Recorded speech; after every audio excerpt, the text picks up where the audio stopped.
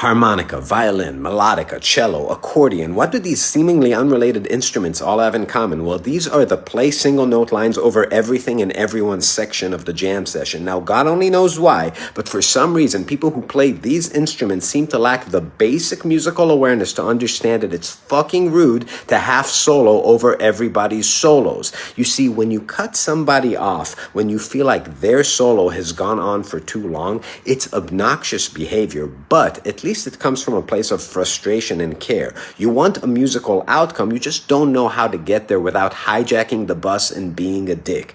That's a control issue. But when a violin player starts playing a random assortment of quarter notes over your solo, that's something else completely. There's this terrifying moment when you make eye contact with them 2 bars into your solo after they just soloed for 2 whole choruses, and you realize that nobody's home because they lock eyes with you and they smile while arpeggiating the harmony in the same register that you're trying to improvise in. You can see it in their faces that they think that they are helping out. It comes from this deep conviction that any moment when they're not playing notes is a net loss for the music. They must contribute because clearly a second without fucking accordion in a jazz standard or melodica in a blues shuffle is unthinkable. Playing with these people at a jam session is like trying to make soup with a 3-year-old. They keep throwing random shit into the pot, and if you tell them to stop, they look at you like they're about to cry and they call you an egomaniac. So here's the bottom line.